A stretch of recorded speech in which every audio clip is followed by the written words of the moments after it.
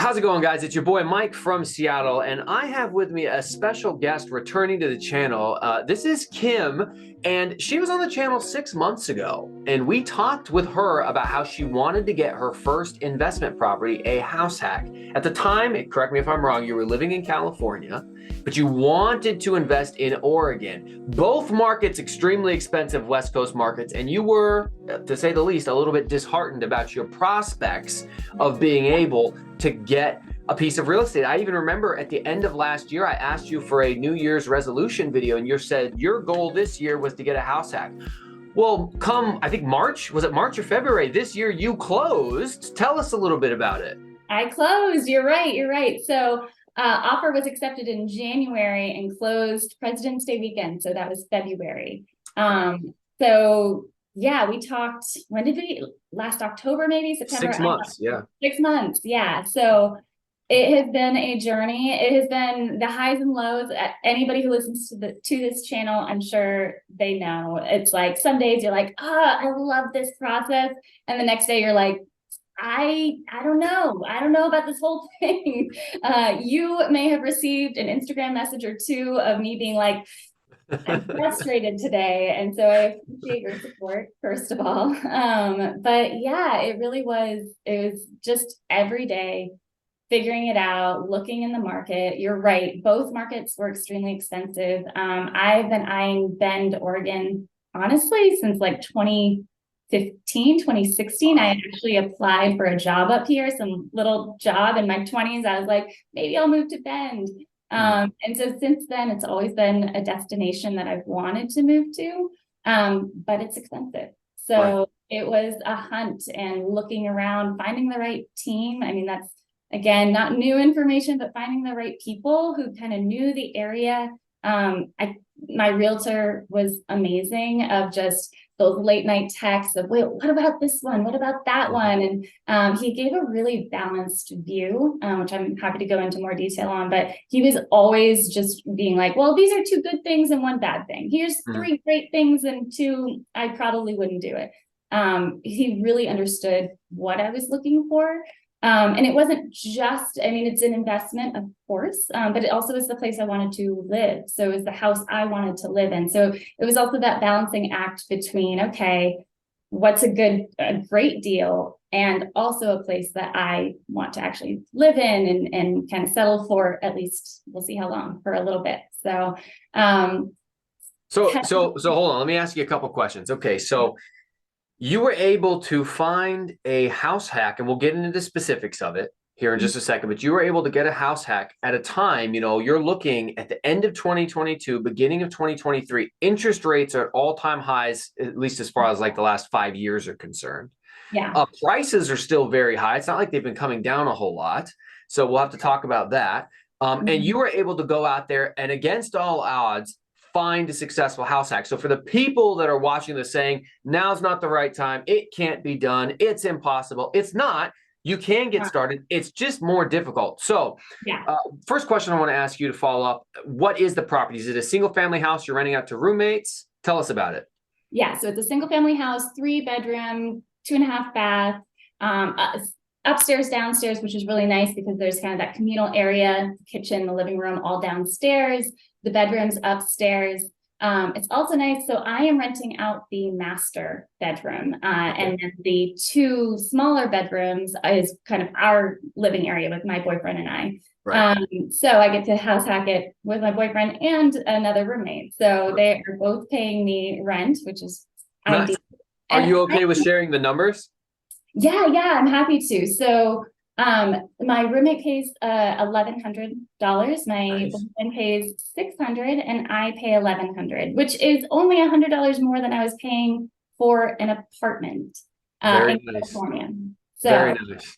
To me, it's the same cost, but I'm actually paying into my own mortgage, have my own space, have my own house, obviously going towards my future, which is exciting. So it mostly covers it, and of course splitting utilities. So real quick, so then what was your total mortgage payment? $2,800. So 2,800 minus 1,100 for the roommate, that's 1,700. Then your boyfriend's paying you $600. Correct. So you're down to $1,100 left over for yourself, which you were paying $1,000, now you're paying $100 more. But The justification behind it, I assume, is, as you mentioned, you're now building equity. Rents will go up. You're Yeah. owning something yourself. And Yes. when you move out, if you move out of this and do it again, I assume those other two rooms, they're not the master, so they might not rent for 1,100, but what, Right. 900, 800? Yeah. Yeah. 800, roughly between 8 to 900, or the whole house can rent, looking right now, are anywhere between 32 to 3,500 if I wanted to rent out the whole house. Okay. Of course, I would look into. So Right. it's a great opportunity. It's, again, a place I want to live. It's in a great part of town. And this is where just having somebody who knows the area. I'm not an Oregon native. I am not from Bend. I come up here as many times, or from California, I would come up here as often as I could, but I don't know which part of town is better or not. And so my realtor was able to really guide me through kind of, okay, yeah, that might be a good deal up in this corner of the town, the city, but it's not going to rent at, I'd look around and it would be like 2,500 maybe for the house. Knowing this area, it's walkable to downtown Bend, which is adorable, the whole river walk, all of that. So I'm looking towards that future is what I was also investing towards. Sure. And that makes a lot of sense to me too. Let me ask another follow-up question. So you've been looking and we have been talking, and as you said, I might have occasionally gotten a disheartened Instagram message once or twice, but we put you right back on the right path. Yeah. How many different properties did you look at? How long did you study the market? How many deals did you assess, would you guess? Yeah. Good question. So I only ended up putting about 4 offers in that were dismissed, 4 very disrespectful offers in, this being the 4th one. Nice. So I had 3 others that were swiftly declined, which is fine. I was okay with that. So I wouldn't say, I know some people are like, I'm in the 60s, 70 number. But as far as the number of houses I was evaluating and looking at, I mean, 3, 4, 5 a day that I was running numbers looking at, is this the right part of town? Is this where I would want to live? Like all of that. I mean, constantly doing the work. I mean, I went to Spain last November. It was a trip that had already been planned prior to me thinking, oh, maybe I should buy a house. And I was looking there, and we actually ended up putting an offer in on a house while I was in Spain. And my realtor was like, this looks like a great deal. I was like, I think so too. And so doing that work every day. So I remember when you took your vacation to Spain, because I think I was probably following your story on Instagram and saw it, and I messaged you because, and I'll be honest, a lot of people reach out to me, oh, I want to invest in real estate. I give them the plan, we have a conversation, they try a little bit, then they quit. And I was like, oh no, I don't want Kim to be somebody who quits on me. And I was worried, well, she's going to take all her money and go party in Spain and have a good time, I guess, girls just like to have fun, whatever, plus your boyfriend. But, but then you messaged me back later and you're like, oh, by the way, I'm still looking. I was like, yes, wonderful. Now I heard you say disrespectful offer. You got a disrespectful offer accepted. So tell us about the price and the offer and how you got this one under contract. Yeah, it was fun. So I'll run through a couple of the numbers. It had actually been listed in September of 2022 at 560,000. And now also these are West Coast numbers. As somebody who invests in Gary, Indiana, you just won't understand. No. Live in Seattle. I have a house here. But no. So it was 560,000, which I was really looking in that 400 to 500 range. I mean, obviously I'd go less if it was the right deal, but realistically the $400,000 to $500,000 range. So 560 was certainly not really even showing up in my searches, but I would then expand just to kind of see what was out there, tracking what's coming down, and really, again, tracking that trend. Are they dropping prices? Which, especially during the end of last year, I was seeing that a lot. Days on market was expanding, all of that. And so initially September, 560,000, I was like, yeah, no, that's not going to happen. Then it went down to 545, and then it went down to 530, and then 520, and then it went pending in December at 510. And I was like, okay. I was just getting into where I thought, okay, I'm going to make an offer on this. Right. And it went pending in December. And I was like, okay, well, let's keep going, keep looking at other things. And it then came back on the market. I forget the exact dates. I think end of December. So that's when I had another trip planned. Again, so this is actually, I'm going to pause for a second and share this part of the story, because I didn't think I was eligible to buy a house. So I just like truly didn't, I just didn't understand that I had saved up a chunk of change. I was at probably early 2022. I probably had like, I'll share. I had probably like $60,000 in the bank. In my head, I just thought you had to have 100K. Like, I just thought that would like, now I know better, obviously, but like, Right. I truly just didn't know. So I had my trip to Spain. I had my trip to Costa Rica in December. I just genuinely didn't understand the whole process. And what actually triggered it is my boyfriend was like, you know what, I'm going to buy another investment property. And I got jealous. And I was like, well, I want to do that too. And so I started talking to people and I was like, well, you know, I only have like now at this point, it was like August of last year. I only have like 65 grand. I only have like 70 grand. Am I even on the table here? And they were like, yeah, like you're good. You know, of course, what's your credit score? Are there any other outstanding debt?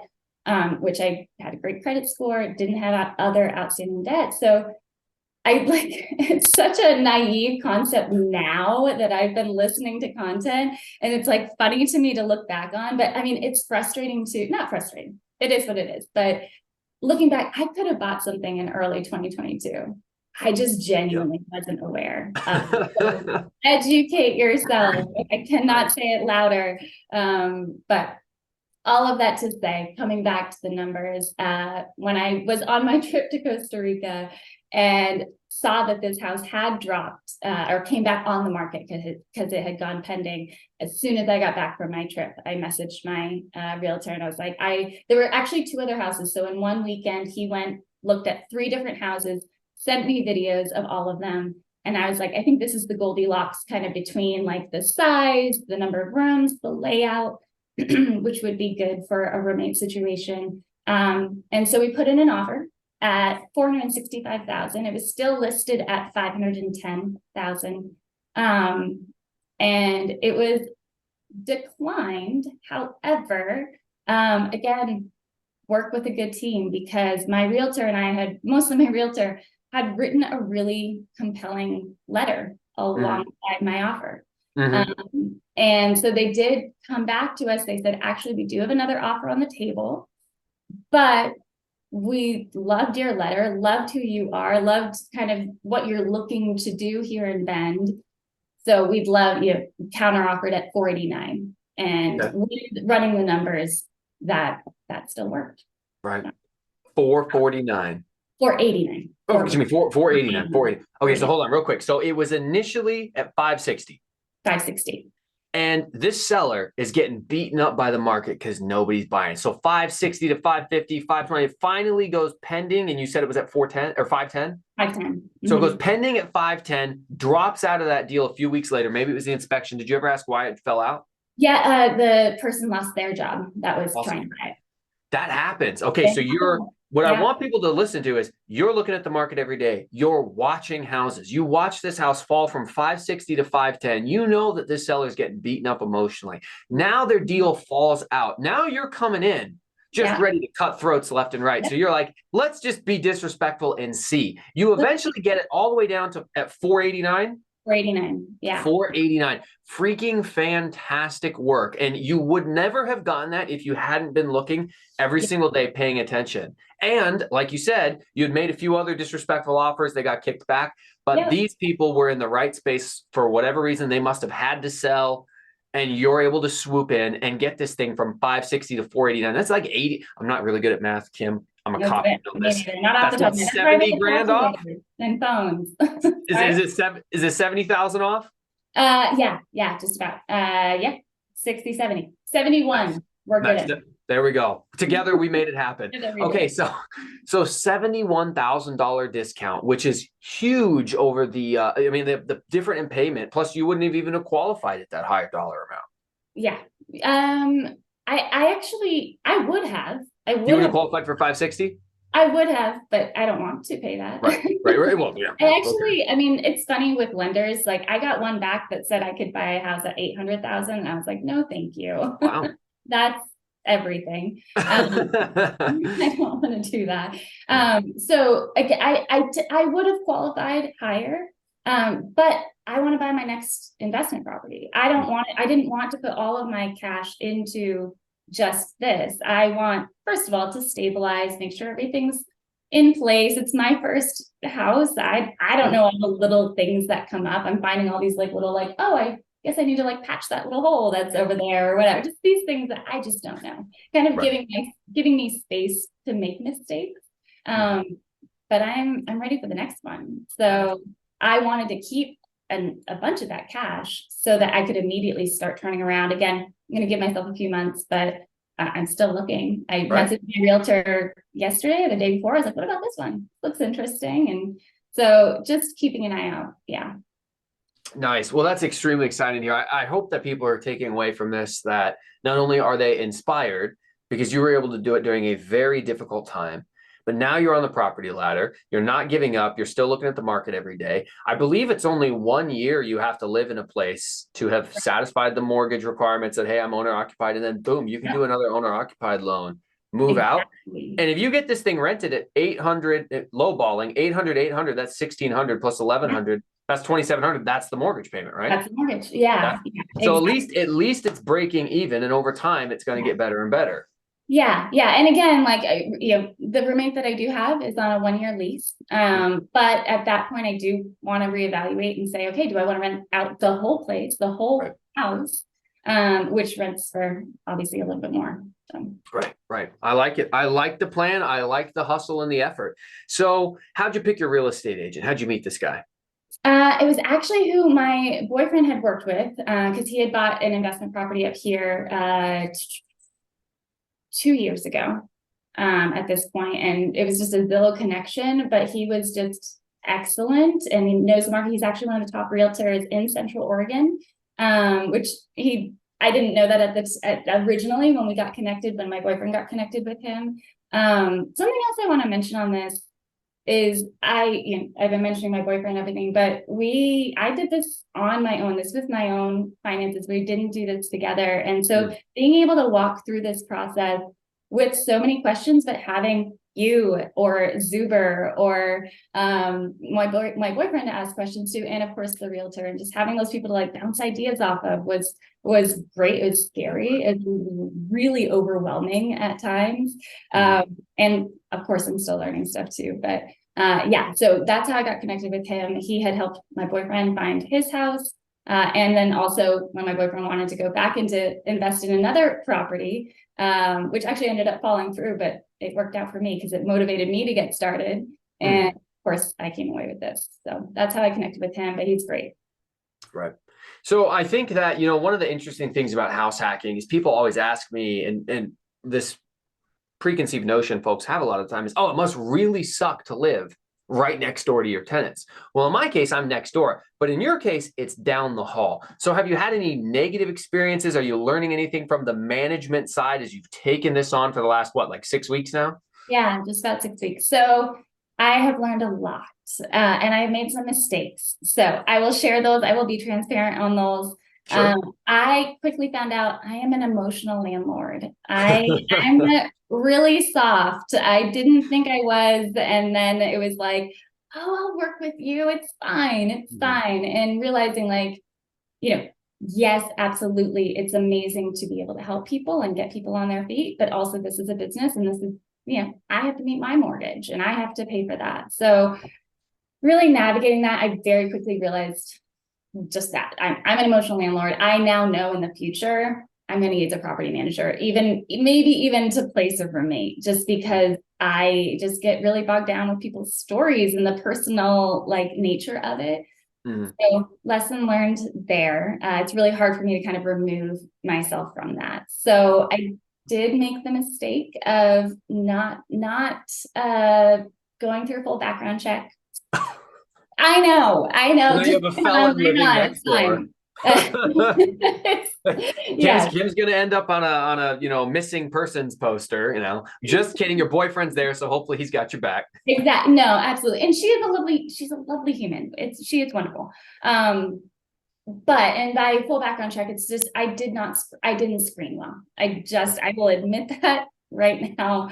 I was like, cause I was in a roommate situation, house hack, I suppose, except for somebody else's house when I had moved back to California. And it was the best situation ever. And of course, I always paid my rent on time and I always, whatever. And so I just, in my head, I was very naive and I was like, it'll be just like that. It'll be a dream. I know. So I did not do a full screen. I didn't screen well, I should say. Okay.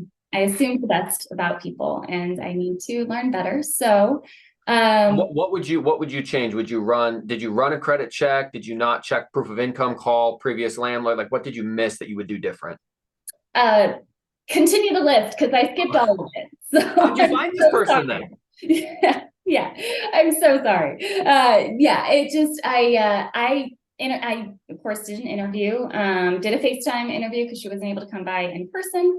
And then when she did come by in person, I was out of town because I was in the transition between California and here. So my realtor really has become a friend at this point. Hmm. He helped quickly give a tour of the house. And I got, I think the biggest thing is I got a little greedy, not greedy in the sense of cash, greedy in the sense of time. She Hmm. was able to move in the following day. Right. That's not a And good sign. That's never a good sign. yeah, I know you know now. I'm not trying to make you feel bad. no, That's no, never a no, good it's true. sign. No, exactly. Again, everyone out there listening to this, learn from my mistakes. Don't do what I did. And it just, she had moved into the area. She had a job, which I did verify. So there's Good. that at least. But she's younger and just kind of getting started. And I think there was a part of me that was like, I was 20, 21 Right. once, and it's hard to get going, Hmm. especially in a new place without a lot of support systems. And that drew me towards this person. And I did, have that conversation around. And another good thing I did do is I set up a really good lease. I feel like I followed that procedure very well. I didn't just have somebody move in without Hmm. that in Good. place. So Good. I made sure that, of course, the $1,100, there's a late fee, all of that if things are not paid on time. So with that, her first month, she needed rental assistance, which it had never been disclosed to me. Right. All of a sudden, I got a call from a program here in Central Oregon and kind of shared about, oh, you'll be receiving a check. And I was like, I don't know who you are. Right. So that's been that. And then also she was late on her first or I guess technically second month payment. She had switched jobs. And so I don't want to go into too much more detail on that outside Sure. of just doing the screening. The thing is, I think I knew because she is younger, she doesn't have a lot of that history Hmm. yet. So I think I was aware of that and I was like, but she has a solid job. She'll start moving forward. And I should have waited for a better roommate candidate. So, I've helped people who are in the house hacking position as they get that first rental property. And again, not greedy in terms of money, but in terms of time. That first mortgage payment is approaching. They don't want to make that mortgage payment by themselves. They're feeling stressed by it. So they want to get the tenant in there so they can get that assistance, the hack part of the house hack, to lower their mortgage payment. And that can Yeah. cause people to cut corners. So recently, my girlfriend closed like a month or something before you. She closed in December. And we went for 6 weeks looking for the right tenant. Now, obviously, the worst time of year to look is December and January. Yeah. So that was not, and we had a couple different times, like a 21-year-old girl and her friend wanted to move in and be roommates. And then we run their credit and they've got 580 credit scores. Yeah. And it's like, okay, first of all, you don't even have any bills yet because you're 20. And you Right. can't even pay the ones you don't have. Like it's not, and so that's why it's important. I think the credit check's one of the most important things because the credit check shows their ability to actually make payments and make payments on time. So income, a lot of people look at income. I think income is important possibly, but I think credit is more important because that just shows they have a history of Yeah. caring about making their payments on time. So I'm not trying to preach to you. This is for the No, people out no, there it's watching. great. No, But it can be hard to have the patience And another thing too, and this is something I tell people, I've chatted with people at my local real estate meetup. Certain people do not have the personality disposition to manage a property. Certain people don't have the personality or disposition to be a police officer. Yeah. You know, people tell me they want me to, it's YouTube, so I gotta be careful. They tell me they want me to delete myself, as well as a number of different other horrible things. And like, if you can't let that just bounce off of you and be like, well, all right, you know, but here's what we're gonna do. Sorry, you're still going to jail. You don't get to assault your wife. I know you're really sorry about it now, Yeah. but we're gonna go to jail. Like, and Yeah. you kind of have to have some of that. And I hate to say like cold-hearted ruthlessness, because it's not that, but you just have to be Yeah. firm with strict boundaries and say, Exactly. the rent is due, you have to pay it. If you don't, here's the late fee, here's the eviction notice. And you can work with people, help them with Yeah. rental assistance and stuff, but you still have to follow the process to make sure you're protected, not taken advantage of. So I think it's good. It's good self-reflection to recognize, this isn't my strong suit. Hiring a property manager is good, or at the very least, using a property manager to place the tenant. Replacement. Exactly. Right, something like that. Yeah. And then if the tenant's decent, well, then I'll take the easy tenant. I'll manage the easy tenant, keep my money, you know? Yeah. Yeah. No, absolutely. I think I was under this concept. I was like, if I'm in the area, because of course now I'm looking again, right? I'm looking at that next property. I was like, if I'm local, if I'm in the area, I could self-manage. And again, like I just am realizing that's not my strong suit. At least again, that placement and then we'll see as we kind of go through the process. But definitely lessons learned. Honestly, like it's fun. It's a fun process. It's stressful too, but it's fun to be in a scenario where it's like, okay, all right, I figured that out. Now on to the next thing, because the next thing I'm sure is also going to be a struggle, and I'll learn from that as well. So I think having that open mind of just being like, okay, I'm going to be willing to like step into this, even though I don't have all of the answers. I'm going to learn a lot about myself as I do it, and yeah, keep moving forward. So, you know, as we wrap this up, I want to remind people, at least my impression of you when we first talked, and then as we talked in the coming months over Instagram about you trying to achieve your goals, was that at different times, I don't think you believed you were going to be where you were today. Certainly not this quickly, and possibly not even at all. It's discouraging to be in California and be looking at Oregon at these very difficult markets. So, you know, if you have any last words of advice for people out there who are looking to get their first rental property or their first house hack, and they're in competitive markets, or maybe even if they're not, like, what advice would you give them? Yeah, good question. I think the first and foremost is keep educating yourself, keep watching those YouTube videos. I remember watching Zuber's channel and your channel and being like, I don't even know the words like CPI and PPI and literally the terminology. I would pause it. I'd like go and try to look it up. And then I'd spend 20 minutes like digging into that one term of what is PMI? I have no idea. And then I'd like go back to the video. It would take me an hour and a half to watch a 20-minute YouTube video. But then simply by immersion, just continuing to saturate myself with that information or pushing through and just being like, hey, I don't know that term right now, but maybe 3 weeks from now I will, and just continuing to listen. One of the things I didn't talk about is I got seller's credit on this property, which is a huge piece of why I was also able to get it at a rate. So the rates were about 6% at the time I was put in my offer, and talking to my lender, I had a choice between doing a 3-2-1 buy down. So meaning that the first year would be like I think it was 2.5%. The second year would be 3.5%. Third year would be 4.5%. And then the fifth year was actually going to be 5.5% using that seller's credit. Right. Or I could do a total complete rate buy down for the term of the loan for the 30 years.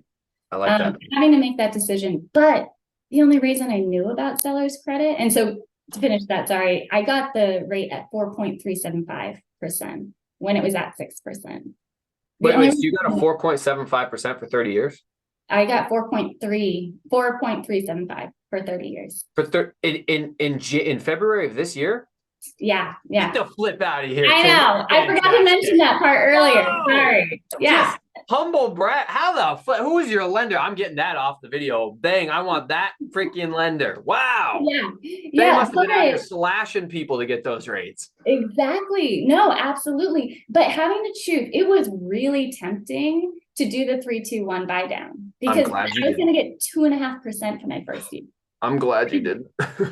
Right. Because, and I talked to my lender and she walked me through and I asked a million questions. And the key question she asked me was, are you planning to buy and hold? Or are you planning to sell in a couple of years? If you're going to sell it in a couple of years, let's do 3-2-1, like might as well. But I don't want to. I want to buy and hold. So coming back to your question of getting that right team, getting those knowledgeable people, asking the right questions, and then just looking every day, knowing you don't need $100,000 to get started. You can do a 3.5% down. I did 10% down. Just knowing what those tools in your tool belt are is huge. So continue to educate yourself. I like that. I like that. Education is very powerful because it serves both. Not only do you learn, but also it can even be motivating because you see other people. You know, this story will hopefully educate someone out there on my channel who hasn't bought yet. So not only will you help teach them about what to do, what not to do, but also inspire them. Because look, you did it, and somehow you got a freaking 4.375% interest rate in 2023. I don't even know how that's possible. I've not heard that rate. That is amazing. I mean, I'm gonna have to ask your lender. Maybe it was a local credit union or something. But what I want, the last thing for people to take away from this is how you talked about thinking you needed $100,000. One of the worst things that we all do, all humans do this at different parts of their life and in different ways, we have limiting beliefs. I didn't become a police officer at a younger age because I thought to myself, who's going to hire a cop at 22 years old? What? I'll never get hired. Well, then when I get hired at 25 and I go to the academy and 80% of my academy class is 22 years old, I'm like, bro, why did I wait 3 years? How foolish. Same thing with, oh, I need 100 grand to invest. No, you don't. Similar to me, I didn't know that I could have bought a house at 19 or 20 years old because I just assumed, well, they won't sell a house to a 20-year-old. There's lending anti-discrimination laws. They cannot discriminate based on age. If you qualify, you qualify. And when I was 21, I could have been buying in 2012 at the bottom of the market coming out of the recession. What the flip was I thinking? So anyways, don't limit yourself. Kim, I really appreciate you being on. Any final thoughts? No, this has been great. I truly appreciate all of your support and those like late night texts or not text Instagram messages of just like, I don't know what I'm doing. Where do I go from here? All the support, all your videos. It's been great. Just keep pushing forward. Excited for the next one. Perfect. Yeah, and we'll have you back when you get number 2. All right. When you have a number 2, we'll have an updated interview. So Kim, thanks for being here. And everybody, thanks for watching. We'll catch you guys next time.